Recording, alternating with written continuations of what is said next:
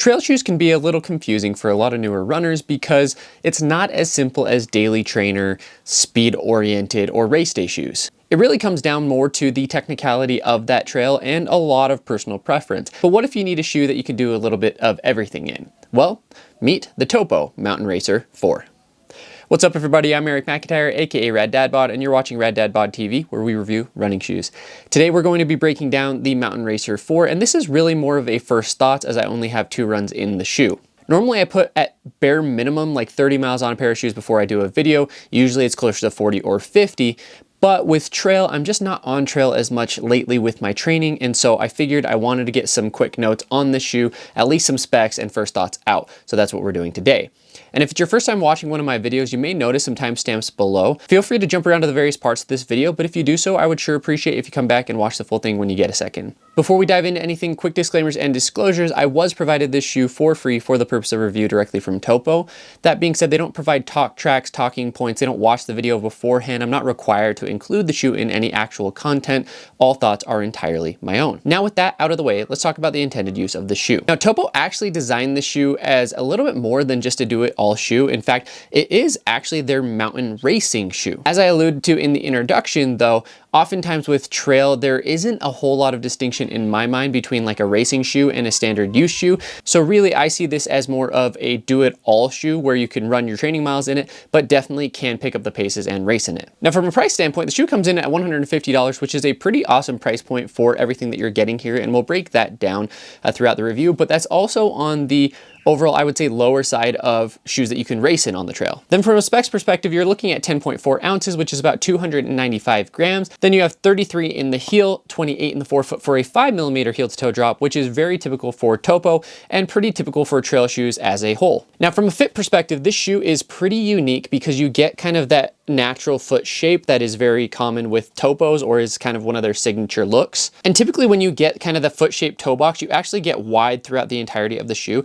And that's not necessarily the case with this one. I would say that the heel fits standard to wide. The toe box is definitely wide and foot shape, but then the midfoot I would say actually fits fairly snug. I don't know if I'd go as far as to call it narrow, but definitely in comparison to the rest of the shoe, it is very different. Now moving to the upper, you have a mesh upper, which is going to be this really, really durable material. And then you have a lot of these overlays, which are going to help with kind of durability as well as protection from rocks and different things while you're running on those trails. I found that the upper was fairly breathable for how robust it is, but definitely is not going to be like the most breathable shoe in the world, but that's just typical for trail shoes as well. You get that nice toe cap right there, which is going to protect you from kicking rocks, and then the outsole actually does come up a little bit as well to give you some additional protection there. And then as far as kind of that heel cup, you have a nice heel cup, and then you have some really, really nice cushion material there in that heel that's going to make you very, very comfortable overall. Now in my runs, I took these up about 2,000 feet of gain as well as down. So we had some very, very steep inclines and declines.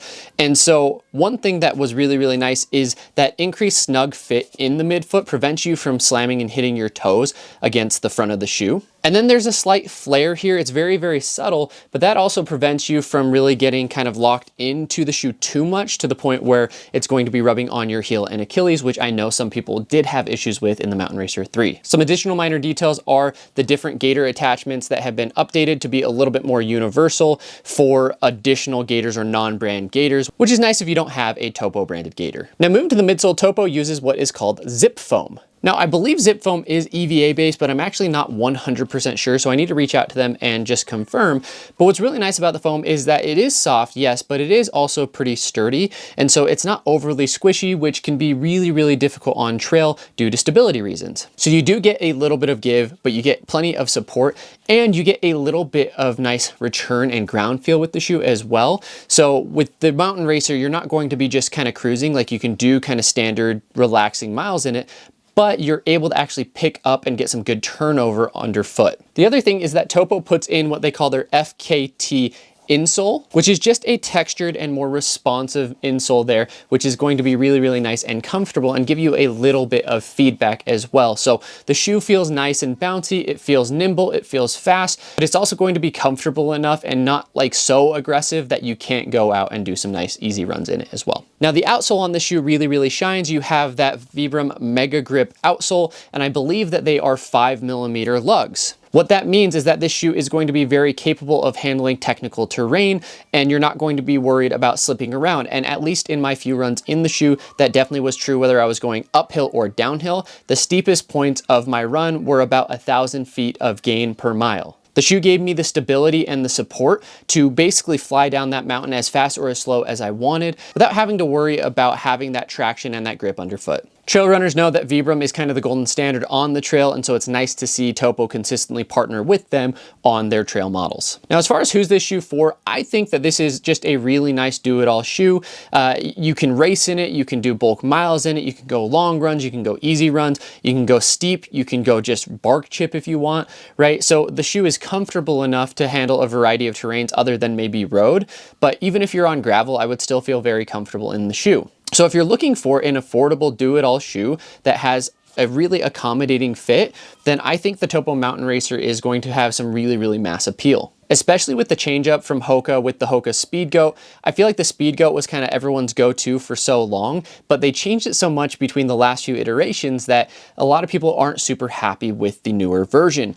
That's kind of the gap that I think the Topo Mountain Racer can really feel is, again, the shoe that you're going to want to take on your faster trail runs, the shoe that you're going to want to take as well and potentially race in for those longer overall efforts. Now, like I said, we're going to keep this one short because I just wanted to do a first thoughts as well as overall specs breakdown because I don't know when I'm going to be able to get full review miles on this shoe, hopefully sometime this summer. But just some final thoughts on the shoe. I really enjoyed it, and I've been very impressed with the build quality of every Topo that I've tried so far. I've tried a few of their trail models as well as a few of their road models, and they just make a really good product, and they're really good people as well. I've had the opportunity to interact with a couple of their employees. Honestly, the Mountain Racer 4 right now is the shoe that I would grab if I didn't really know what I was going to be encountering on my run, because no matter how technical it gets, this is going to be a very comfortable shoe overall. And no matter how far you go as well, you're going to have the support that you need. So while there might be faster, more aggressive trail shoes out there or cushier, more kind of soft and plush trail shoes out there,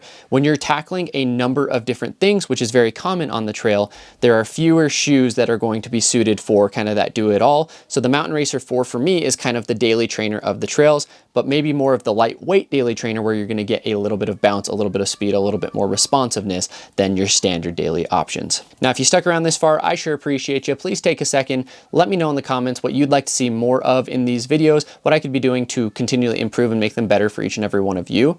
And if you watched this far and you haven't yet hit that subscribe button, please consider doing so and turning on notifications so you get notified every time I drop a new video, which is typically Monday through Friday. And as always, we'll finish out with a question, which is, what is your favorite go-to daily trail shoe of 2025? Let me know in the comments below. Thanks, everybody.